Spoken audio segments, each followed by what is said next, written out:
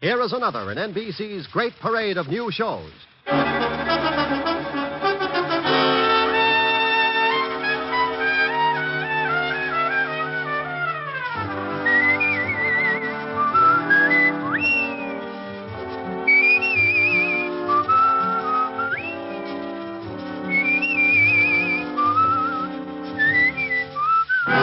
Now, Dick Powell as Richard Diamond, private detective.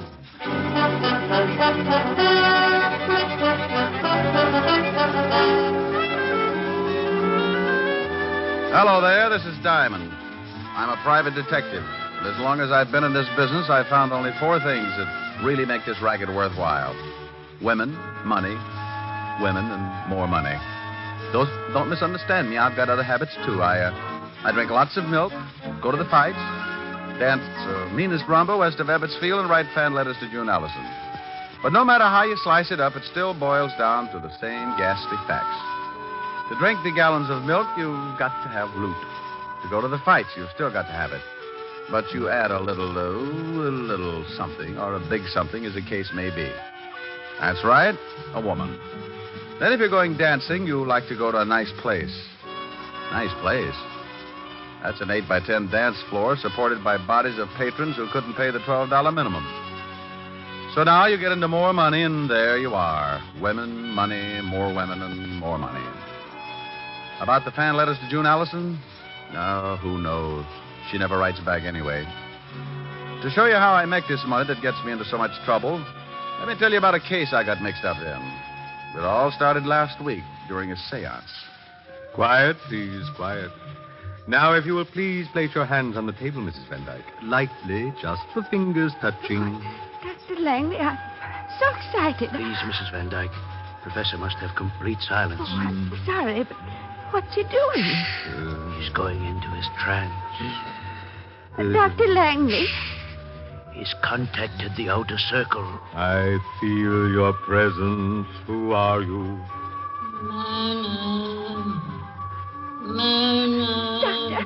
Doctor, that voice is calling me. Not too loud. You'll break the contact. But Myrna's my first name. Listen. Spirit, speak again. Who are you? I am Lillian Van Dyke. That's Mother. Mother. Mrs. Van Dyke, you must relax. If you continue to disturb the contact, your mother will leave. I'm sorry. Oh, Spirit, I feel that you have a message for someone in this room. Spirit, have you such a message? I have. Then speak. Myrna, Oh, yes, Mother? you are in grave danger. Guard yourself. Rely on Dr. Langley. He will help. Yes, Mother. What else? Mother? Contact has been broken. The mother will not return again today. Oh, will I be able to speak with her again, Professor? I must speak with her again. She said I was in some kind of danger. If you will return here tomorrow, Mrs. Van Dyke. Mother said to rely on you, Doctor. I intend to. I assure you your confidence will be rewarded, Mrs. Van Dyke. In the meantime, I suggest you go home and get some rest. Yes, this experience has been rather trying. Goodbye, Professor. I shall see you tomorrow. Until tomorrow, dear lady. Coming, Doctor?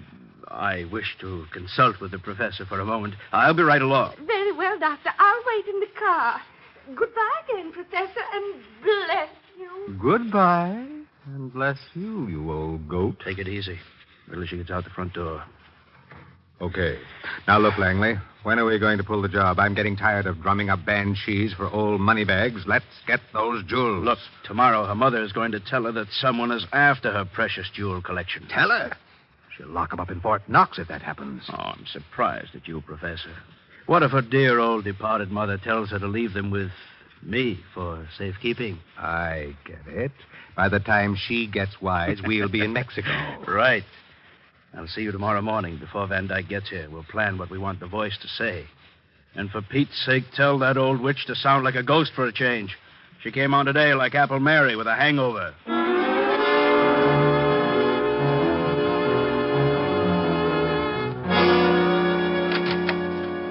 Mr. Diamond? That's right.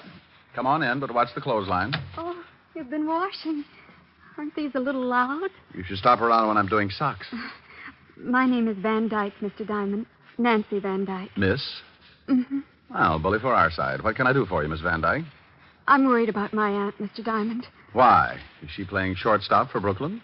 I don't think I understand that. You're not alone, but I have to keep trying. Why are you worried about your aunt, Miss Van Dyke? Well, lately she's been seeing a man who calls himself Dr. Langley. Uh-huh. Are you of the Long Island Van Dykes? We used to live on Long Island. Why? Well, if you're the same family, you say piggy bank instead of U.S. Mint. We are quite wealthy. Uh-huh. That's like saying Scarface had a gun collection. You think this Dr. Langley is after your aunt's money, is that it? Yes. He's been taking her to see a clairvoyant, and she claims that he produced her dead mother and that she talked with her. Maybe she's been getting tips on the market. My aunt says that this apparition, or whatever it is, warned her of impending danger. What's the medium's name? He calls himself Professor Leonardo. Uh-huh. What else did the ghost have to say? Well, she said, or it said, to trust Dr. Langley, and that's exactly what my aunt started to do. She even consults him on matters of business. He's completely sold her on this phony Professor Leonardo, and unless I miss my guess, he's got a wandering eye for her jewelry collection. She had it out, and she was showing it to him last evening. What do you want me to do? I want you to prove that this Dr. Langley and the professor are charlatans. Well, in my business, charlatan is a nice word. These guys are either legit or phony. So if you want me to find out, the fee is $100 a day in expenses. Well, I'll give you a retainer. Is $200 all right? Have you ever seen 200 that wasn't? What's your aunt's name and address? Mrs. Myrna Van Dyke, 326 Park Avenue. There's your $200, Mr. Diamond. Thank you. If you prove these men are phonies, please report it to my aunt. Then stop by my place, and I'll pay you the rest of your fee. 741 Madison Avenue. Miss Van Dyke, did you ever model bathing suits? No, Mr. Diamond. But I have a very nice one. I got it in the south of France last season. I'll show it to you sometime. I hope it won't be on a hanger. Goodbye, Miss Van Dyke.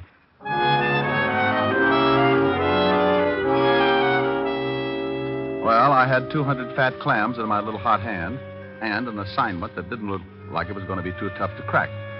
I needed some information on the professor and the doctor, so I headed for the 5th Precinct Police Station and Walt Levinson's office. Yeah, what is... Oh, no. What do you want, Shamus? Why, Sergeant Otis, what will the lieutenant say when he finds your big feet all over his desk? He won't say nothing. He ain't here. Well, how'd you ever figure that out? Where is he? Out of town. Doing what? Doing his vacation, that's what. Don't tell me he left you in charge. Yeah. What's the matter with that? If you've got a few days, I'll tell you about it. Leaving you in charge of homicide is like stopping a leaky faucet with bubble gum. I ain't in charge of homicide, wise guy, but I could do it if I had to. He just asked me to watch his office and take the call. He'd get better results with a parrot. Well, I want some information, Sergeant. What do I see? Me. I could see more in a barrel of mud. Now, you better lay off, Gumshoe. I got instructions to throw you out if you get out of line. Oh, Sergeant, it's nothing personal. You've got beautiful eyes, and, I love all three of them. It's just that you're obnoxious. Well, okay. But you start calling me any nasty names and you go out of here, Sergeant. Well, you do. Now, what do you want? I want your file on buncoitis. Okay. You gonna look up some of your relatives? Oh, that was a real garter snapper, Sergeant. Yeah, here's the file. You can do me one more favor. Look up Professor Leonardo. He's a spiritualist. Oh, drunk, huh? Well, I'll get the file. Oh, no, Sergeant. In the phone book, he's like a fortune teller. Oh, one of them guys. That's right. Wow. Well. You find something? Yeah, I was looking for this guy, too. Let's see. Dr. R.L. Langley. Alias Dr. Fred Bishop. Alias Dr. Leopold Karnowski. Hey, this guy's been busy. 2 convictions. Bunco artist. According to this, the guy goes after old dames and gives them a good fleecing. You're positively brilliant, Sergeant. It ain't nothing. It is when you do it. Did you find the phone number of the professor? Yeah, right here. Professor Leonardo, fortune teller, and clairvoyant. Okay? Oh, want to use the phone? Sure. Only leave a nickel. I wish I had your nose full of them.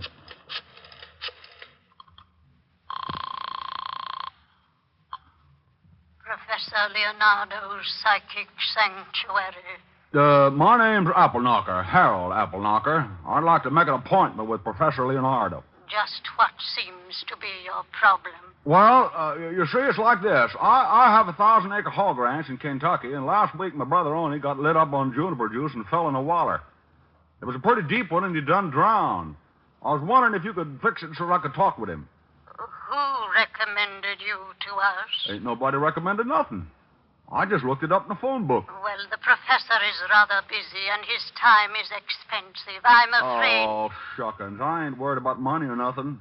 I make $40,000 a year just off in the hogs, not to mention the still I got going back on the hills. Still? Yeah, got it camouflaged. Only time a revenuer ever got suspicious was when he saw the moon on the door. It was backwards. The price is $50 a reading, and $100 if the professor is able to contact your brother. Fine. I'm going to be busy at the stockyards this afternoon, and I'd like to drop around this evening if I could. How would 8 o'clock be? Just dandy. Goodbye, then, Mr. Appleknocker. Bye, you all. Hey, what's going on? I'm going to have my fortune told, Sergeant. If you want to come along, you can put your shoes if you want to, and come along, George, come you're along. nuts. Oh, you're just lonesome. Bye, y'all.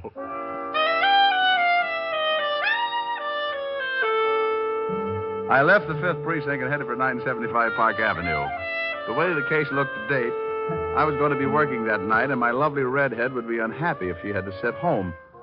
Sometimes you get a case that's fun, and this looked like one of those times, so I decided to take Helen with me to Professor Leonardo's.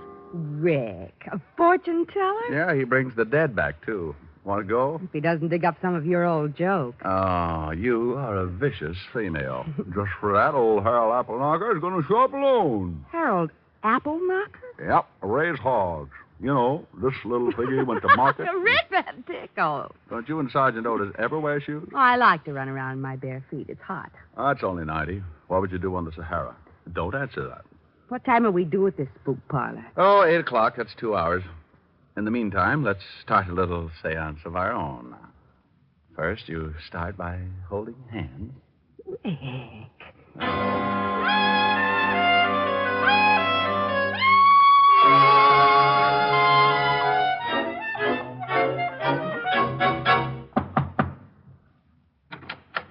Yes.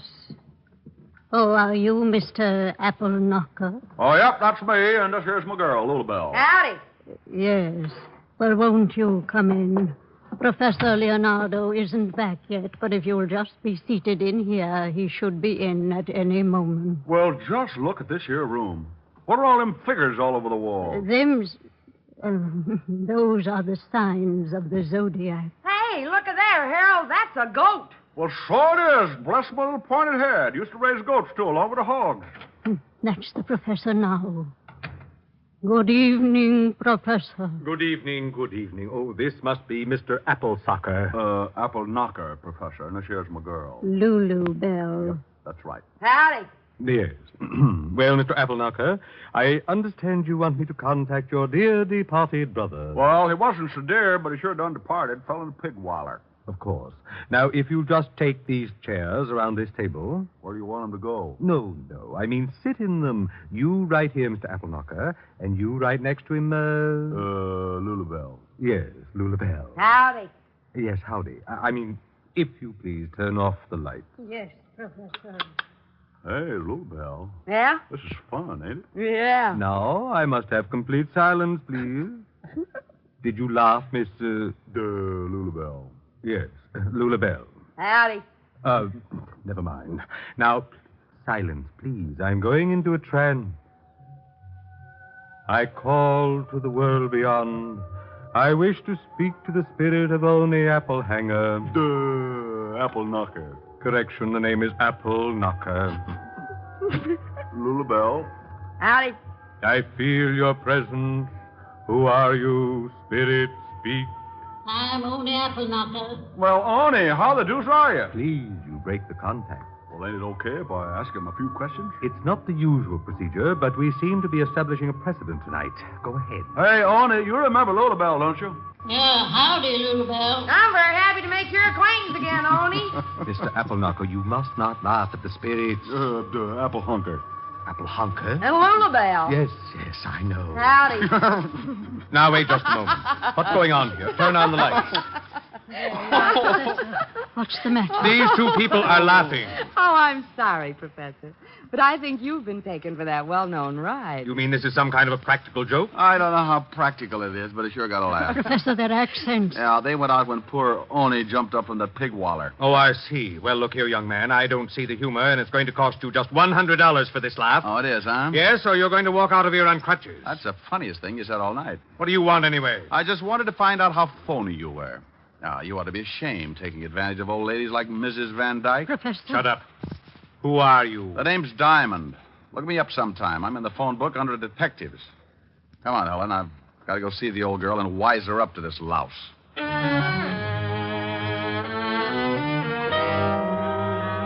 Helen and I left the professor and his witch and went out on the street. I hailed a cab and put Helen in it and sent her home to wait for me. 20 minutes later, I was ringing the doorbell of the Van Dyke residence. I stopped ringing and tried my knuckles, and that's when I noticed that the door was ajar. I pushed it open and walked in. I stopped cold in my tracks. The hair on my neck jumped off and hid in the corner. Lying on the bed was what looked like a body. I couldn't tell because it was covered with a sheet. I was sure of one thing. Whatever it was bleeding all over the place, and the first word that came to my mind was murder. I pulled the sheet back and took a look at what could only have been Mrs. Myrna Van Dyke. She was about 60, and she was wearing a quilted housecoat. She didn't have to worry about trying to button it, because it was pinned together at the neck with a long knife. Well, Diamond, you sure can dig 'em up, can't you? Huh? Oh, Otis, how did you get here? After you left the station, I called the lieutenant and told him you'd been in and you was acting screwy. He told me to tell you. Now, I'm glad I did. Yeah, mess, isn't it? Yeah, stabbed in the throat. Looks like she was getting ready for bed. That's a towel around her head, ain't it? Could be her hair, but I doubt it. It says Adams Hotel on it. Let's take a look around. Oh, hey, got a load of this. What? Over here on the dressing table. Hey, ain't that a wig? It sure is. I want to look at the body again. You can't do that. You ain't supposed to touch anything. I'm just taking off this towel. Well. She's bald. Yep, nearly. Otis, check on Professor Leonardo and Dr. Langley. They the guys you picked out of the Rogues Gallery this morning? Yeah. I already did. The doc lives on Charles Street, apartment 209. You mean you did all that by your little lonesome? Well, when I talked to the lieutenant, he told me to, just in case. You continually amaze me, Sergeant. Yeah. Now call the wagon and get the coroner over here. Then get some of the boys to pick up the phony professor. Where you going? Over to the good doctor's house. The body's been dead about an hour. That would make it between 7 and 8. Now, you see if the professor's got an alibi, and I'll check back here. Hey, I don't know whether I'll let you go or not. Sergeant. Yeah? Bye. I went out and grabbed another cab for Charles Street. It was dark out, and the heavy fog was rolling in and staking a claim on the city. By the time I reached the doctor's, it was thick enough to be sliced up and sold in large economy cartons. The doc didn't answer my knock, so I went in anyway. I stumbled into a little two-room joint that looked like a chick sales architectural achievement. The doctor was not home, and neither were his clothes and toothbrush, so I started casing. I tore the place apart and came up with a big fat 0, but that was before I looked in the wastepaper basket. Among the trash, I found a rental bill for a hangar and an airplane at the Flyaway Airport on Long Island. I grabbed the phone and called Sergeant Otis. Yeah? Otis, this is Diamond. Oh, the boys are here now. You were right about the time of death, around 7:30. What about the professor? We sent a car over to pick him up, but he skipped. We got some dame, though, and she told us that the prof was giving one of them seances from 7 to 8. Did you check it? Yeah, and you was. Good. Now check and see who gets the dead woman's money in event of her death. Well, how am I going to find her lawyer at this time of night? Just find him and meet me at the Flyaway Airport on Long Island. Okay. Did you get the doctor? That's what I'm going to do now. And if this fog keeps up, I've still got a good chance. Sometimes a case starts off like a party and ends up like a funeral. This was one of those times, and when it happens, you're never really prepared for it, so you've got to work fast. I used my last $10, besides the 200 the girl had given me, and got to Flyaway Airport in a hurry. The fog was so heavy, I had to almost kick it aside. But I finally found the row of hangars and started looking. I reached the last hangar when I spotted the plane. It was sitting on the strip, and as I moved nearer, I could see the man. Who's there? Who is that? I got a gun out, Doctor, so just stand the way you are. Who are you? What do you want? I want that little suitcase you've got. I want to take you back to the police. Police? Oh, what on earth for? Mrs. Van Dyke is dead, been murdered. Oh. Oh, now, come on, stop that. Why, I know nothing about the killing. I swear I had nothing to do with it. What's in that suitcase? Why, just some clothes. Not the Van Dyke collection of jewels? Of course not. What would I want with them? Miss Nancy Van Dyke seemed to think you did. Oh, that's absurd. Here, you can look at the bag if you like, sir. Well, I'd like. Let's take a walk over here where we can see some light. If you insist. Where were you between 7 and 8 this evening, Doctor? Why, I was at home. Ah, now, you're a two-time loser.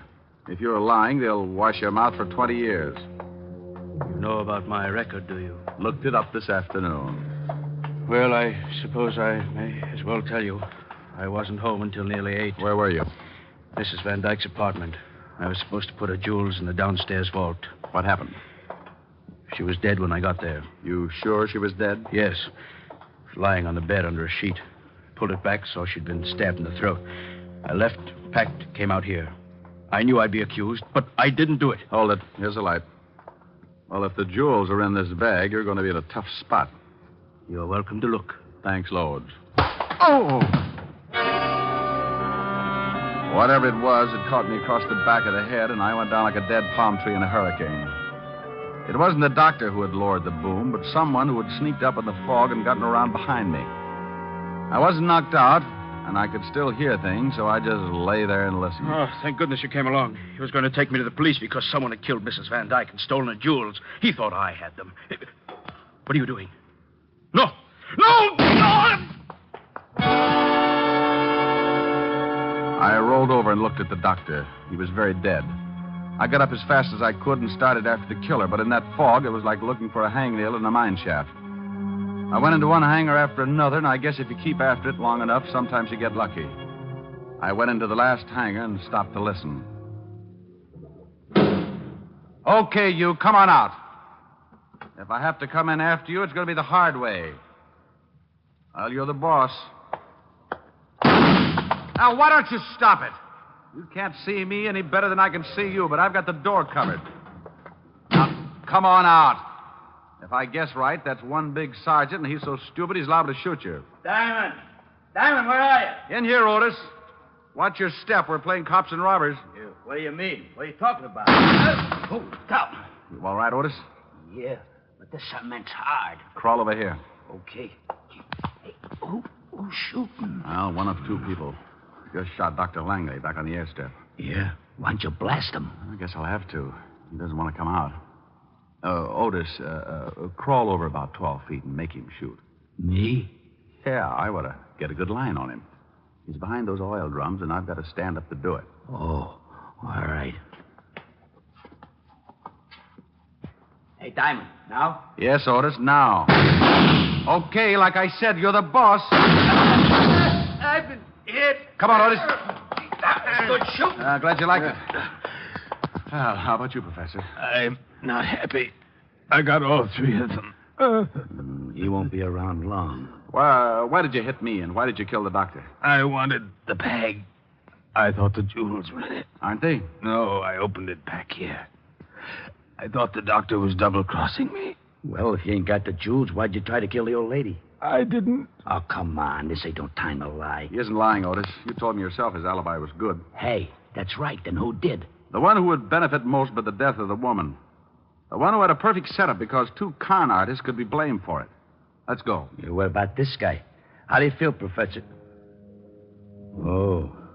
Like I said, Otis, you keep. Come on, let's go.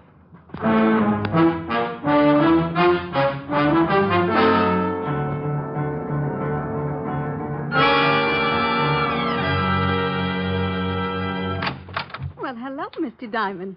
You come to see the bathing suit? I hope it comes in stripes. What? This is Sergeant Otis, homicide. Has someone been killed? Your aunt. Oh, no. Isn't that touching, Sergeant? Yeah. But that horrible doctor. Oh, you've got to arrest him. Why would he want to do it? Why, for the jewels, of course. Now, put your hat on. You must have known that the doctor was going to get the jewels tonight, so you killed your aunt, knowing he'd get there and wouldn't have an alibi. Why, you're insane. The trouble was, he got so scared he ran off without him. So he had no motive. That it was a professor. Strike two. He didn't have them either. You're crazy. You can't prove a thing. I didn't stab my aunt. Who said she was stabbed? Well, I just... Something else tipped me to you. The minute I took a good look at your aunt, I knew it couldn't have been a man who'd done the job. Why not? You're just presuming. Because there were no signs of a struggle. Your aunt must have known the killer pretty well. She knew the doctor very well. Well enough to meet him with a towel around her head and her wig in plain sight on the dresser? What? Yeah. And I got in touch with a lawyer, and he said you was the sole heir to the estate. Were, Sergeant. Oh, yeah. You were the sole heir, and I'm arresting you because I were there and saw the wig.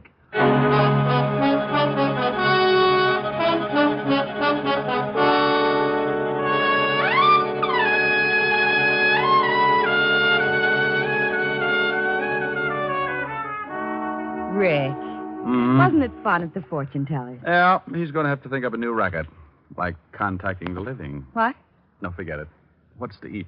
I'll go look in the icebox. Bring some milk, will you, dear? Mm-hmm. If you'll play something. I'll try. Oh, no, not again. Oh, swell. Can't you get on the night shift or something? I can't get anything around here, especially sleep. Now, please, will you kindly shut your big fat face? What do you mean? I haven't sung anything yet. Oh, but you will. I just know you will. Well, if you insist. Oh, no, please, please. I'm a nervous man. Oh, it calms you right down. Don't blame me for falling in love with you. I'm under your spell, but how can I help it? Don't blame me. Can't you see when you do the things you do? If I can't conceal the thrill that I'm feeling, don't blame me. Oh, that's pretty. Don't stop. Oh, I must. Food looks too good. Did I hear you talking to someone? Mm-hmm. Listen. Don't blame me for falling in love with you. I don't hear anything. Oh, that's funny. He was there a minute ago. Don't blame me for falling in love with you. I still don't hear anything. Rick, who are you calling? Sergeant Otis. I'm afraid the guy next door just cut his throat.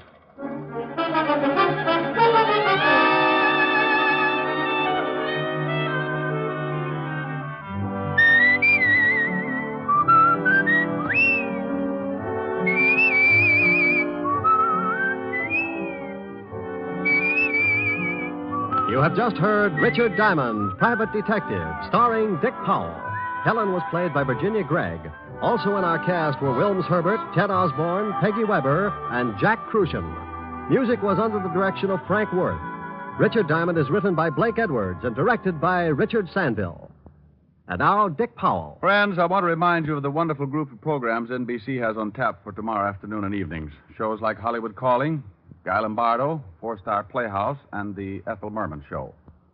For the best in radio listening tomorrow and always, keep your dial turned to your favorite NBC station.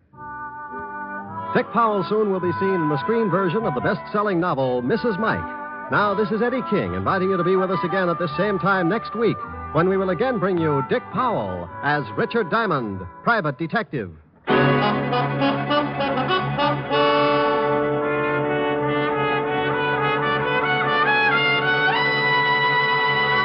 This program has come to you from Hollywood. Theater Guild on the Air returns tomorrow night on NBC.